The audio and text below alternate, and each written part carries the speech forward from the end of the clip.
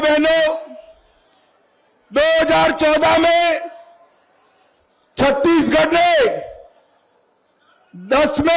11 में से 10 सीटें दी और 19 में भी 11 सीटें देने का काम इस छत्तीसगढ़ की जनता ने किया है। और आपके आशीर्वाद से मोदी जी 2 बार पूर्ण बहुमत के साथ प्रधानमंत्री बने हैं, इसलिए आपका बहुत बहुत धन्यवाद। मुझे बताओ भाई, 23 में यहां विधानसभा का चुनाव है, मुझे बताओ 23 में किस पार्टी की सरकार बनेगी? जोर से बोलिए, किस पार्टी की सरकार बनेगी? और मुझे बताओ 24 में राहुल बाबा और मोदी जी कौन प्रधानमंत्री बनेगा? अरे जोर से बोलो, कौन प्रधानमंत्री बनेगा?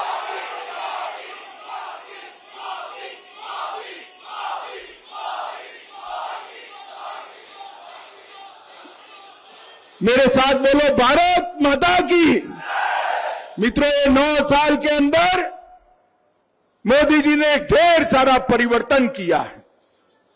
ये सोनिया मनमोहन की सरकार 10 साल चली, घपले, घोटाले, भ्रष्टाचार, ढेर सारे सरकार ने किया था। घोटाले बाहर आए। 9 साल हो गए, 12 लाख करोड़ का हमारे भ्रष्टाचार एक कांग्रेस की सरकार ने किया था। 9 साल हो गए मोदी जी को, हमारे सामने विपक्ष भी भ्रष्टाचार का आरोप नहीं लगा सकता।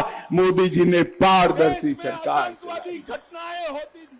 जब ये लोग शासन करते थे, आए दिन मालिया, जमालिया, देश में आतंकवादी घटनाएं होती थी। जवानों के सर काट कर पाकिस्तान से और मनमोहन आलिया, मालिया, जमालिया घुस जाते थे और हमारे जवानों के सर काट कर ले जाते थे। पाकिस्तान को आदर और मनमोहन सरकार उफ नहीं करती थी। मोदी जी की सरकार आई, पाकिस्तान को आदत लग गई थी। उन्होंने फिर से कश्मीर में हिमाकत की, पुरी और पुलवामा और उरी में हमला किया, मगर वो भूल गए कि अब मनमोहन सरकार नहीं है, नरेंद्र मोदी सरकार है, भारतीय जनता पार्टी की सरकार है। 10 ही दिन में 10 ही दिन में मोदी जी ने सर्जिकल स्ट्राइक और एयर स्ट्राइक कर पाकिस्तान के घर में घुसकर आतंकवादियों का सफाया करने का काम मोदी जी ने किया। माताओं, भाइयों, बहनों, मुझे सभी लोग बताओ, ये कश्मीर है जो हमारा है या नहीं है? अरे जोर से अंत तक बोलो, है या नहीं है? धारा 370 हटनी चाहिए थी या नहीं हटनी चाहिए थी? कांग्रेस वालों ने 70 साल से अपनी गोदी में धारा 370 जैसे बच्चा बिठाया हो, इसको सहला कर संभाला था। मोदी जी को छत्तीसगढ़ की जनता ने दूसरी बार प्रधानमंत्री बनाया। 5 अगस्त 2019 को मोदी जी ने धारा 370 को समाप्त कर दिया। और जब धारा 370 हटी, ये कांग्रेस पार्टी वाले राहुल बाबा के नेतृत्व में सारे के सारे कहते थे, मत हटाओ, मत हटाओ। मैं ही बिल लेकर गया था। मैंने कहा, क्यों न हटाए भाई? तो उन्होंने कहा, कश्मीर में खून की नदियां बह जाएगी।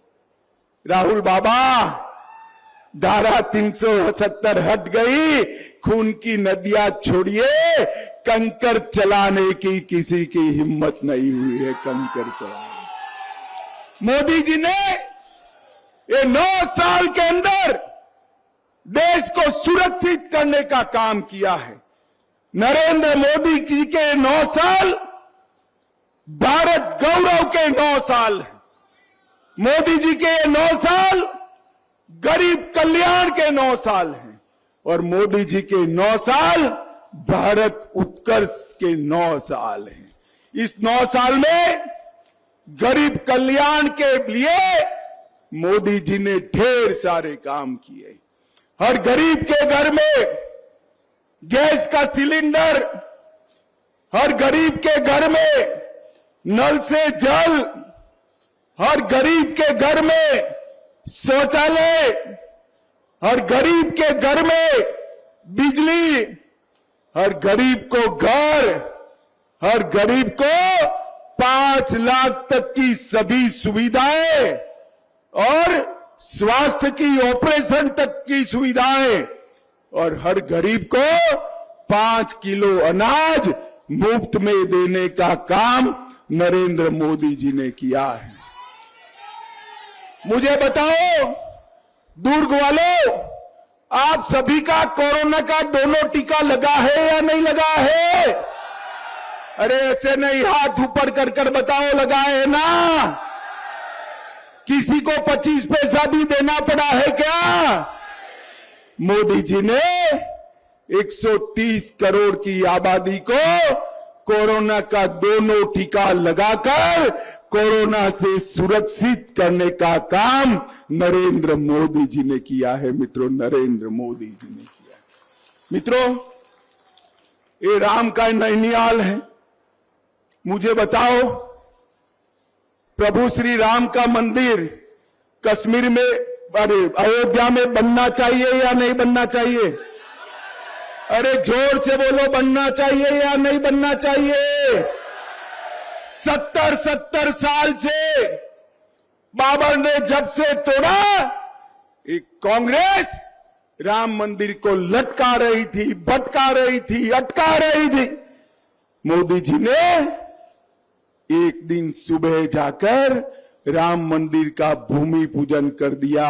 और युवाओं, टिकट तैयार रखना, जनवरी में राम मंदिर का अंदर राम लल्ला के दर्शन होने वाले हैं। 70 साल तक अपनी वोट बैंक संभालने के लिए प्रभु श्री राम का अन्याय करने का काम एक कांग्रेस सरकार ने किया है। और नरेंद्र मोदी जी ने प्रभु श्री राम को सम्मान के साथ उसी स्थान पर जहां प्रभु श्री राम का जन्म हुआ था, वहां भव्य मंदिर स्थापित कर कर सम्मान के साथ बिठाने का काम नरेंद्र मोदी जी ने किया है। मोदी जी के नेतृत्व में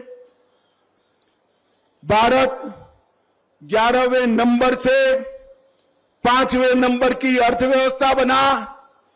अभी G7 में मोदी जी गए थे, आज भी अमेरिका में उनके कार्यक्रम चल ही रहे हैं। G7 में ढेर सारे देश के राष्ट्राध्यक्ष कोई अपॉइंटमेंट मांगता है, कोई ऑटोग्राफ लेता है, और अफ्रीका में तो किसी ने मोदी जी के पैर भी छू लिए। और जहां जहां गए मोदी मोदी मोदी मोदी मोदी मोदी के नारे लगते हैं। ये मोदी मोदी के जो नारे लगते हैं ना, वो नरेंद्र मोदी जी के लिए नहीं लगते हैं, भारतीय जनता पार्टी के लिए नहीं लगते हैं। ये मोदी मोदी के नारे छत्तीसगढ़ वालों आपके सम्मान में और देश की 130 करोड़ की जनता के सम्मान में लगते हैं। मोदी जी ने देश का सम्मान दुनिया के सामने बढ़ाया है। मित्रों, मैं छत्तीसगढ़ की भी बात करना चाहता हूं। कांग्रेस का शासन था, वामपंथी उग्रवाद चरम सीमा पर था। आज मोदी जी के शासन में हमने वामपंथी उग्रवाद पर एक बस्तर का थोड़ा क्षेत्र छोड़कर कुल मिलाकर कंट्रोल लेने का काम किया है। मित्रों, मोदी जी ने आदिवासी समाज की बेटी को राष्ट्रपति बनाया, पिछड़ा वर्ग को अपना आयोग देकर संवैधानिक मान्यता दी, और दूसरी ओर एक सरकार बची है कांग्रेस की यहां छत्तीसगढ़ की। क्या कर रहे हैं बघेल साहब? घोटाले पे घोटाले, घोटाले पे घोटाले, घोटाले पे घोटाले। और एक बघेल सरकार, घोटाले की बात बाद में करता हूं भाई, ये बघेल सरकार वादा खिलाफी करने वाली सरकार है। उन्होंने शराबबंदी की घोषणा की थी, शराब की होम डिलीवरी चालू कर दी, युवाओं आपको 10 लाख नौकरी देने का वादा किया था, मिला है भैया किसी को? अरे मिला है क्या? बेरोजगारी भत्ता 2500 रुपया दिया देना था, मिला है? जोर से बोलो, मिला है? स्व सहायता जूथों का कर्ज माफ करना था, नहीं किया।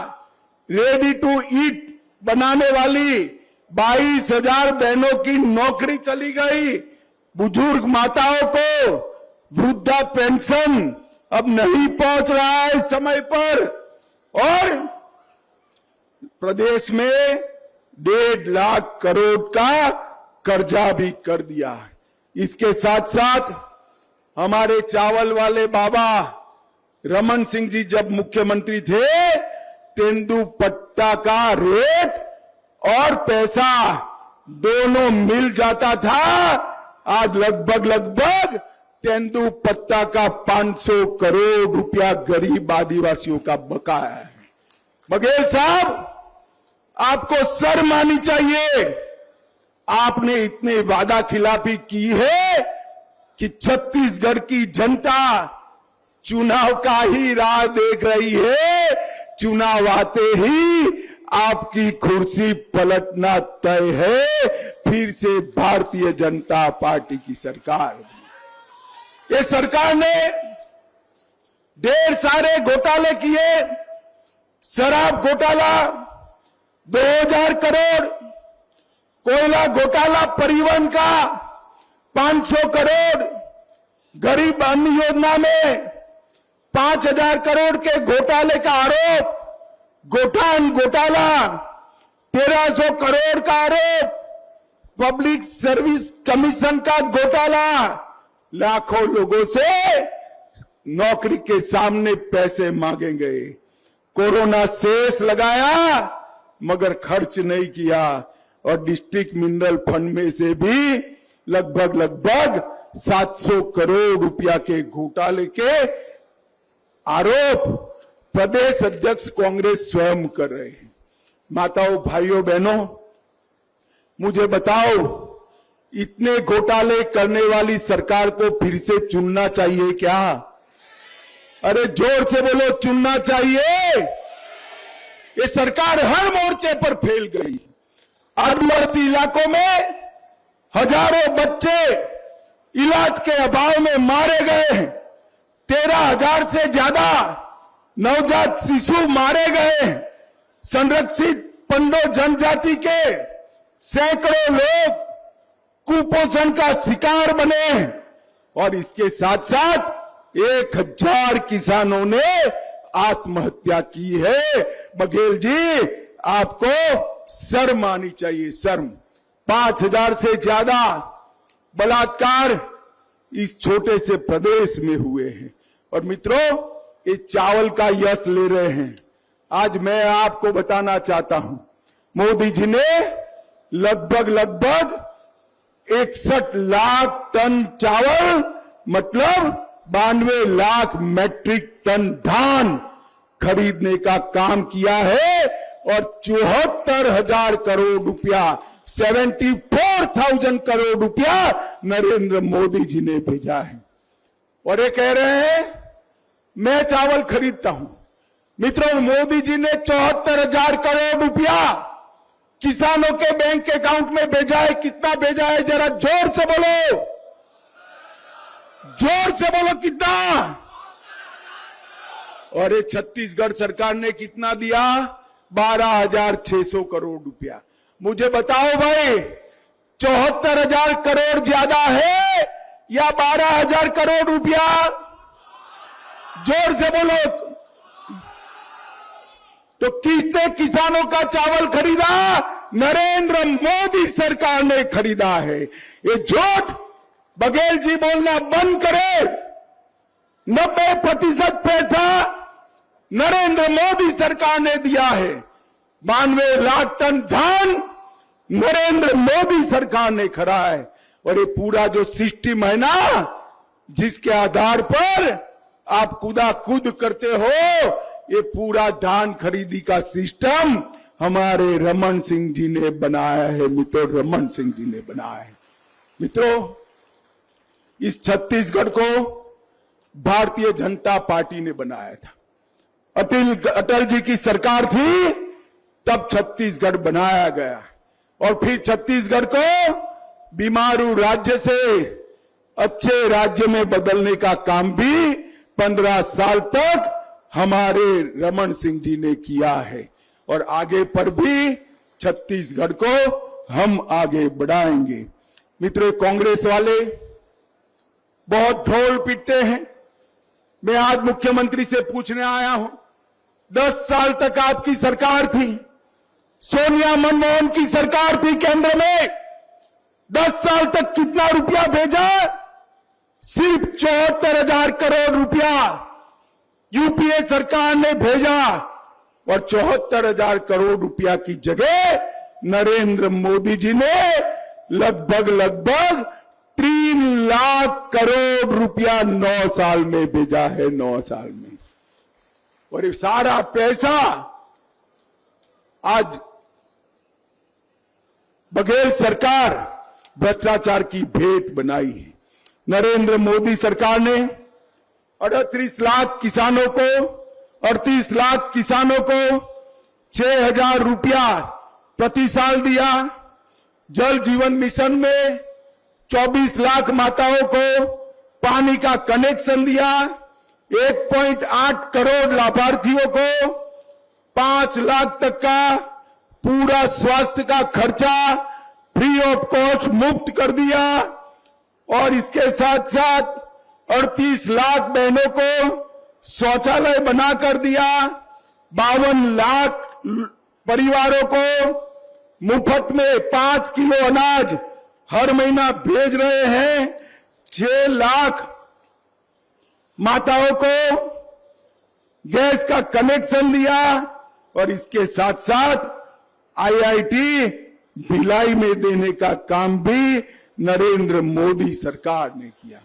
जहां तक दुर्ग की बात है, 30 से अधिक पीएम जन औषधि केंद्र, सस्ती दवाइयों की दुकानें खोली, 30,000 से ज्यादा लोगों को घर दिया, 2 लाख से ज्यादा लोगों को जल जीवन मिशन का कनेक्शन दिया और 90,000 माताओं को गैस का सिलेंडर दिया। माताओं, भाइयों, बहनों, ये कांग्रेस पार्टी पूरा जोर लगा रही है राहुल बाबा को प्रधानमंत्री बनाने के लिए।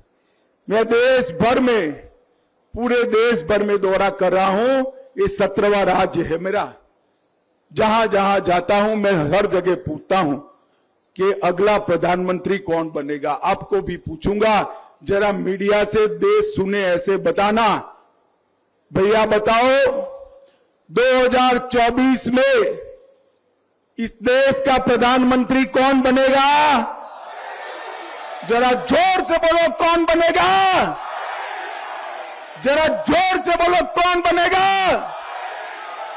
2023 में छत्तीसगढ़ में किसकी सरकार बनेगी?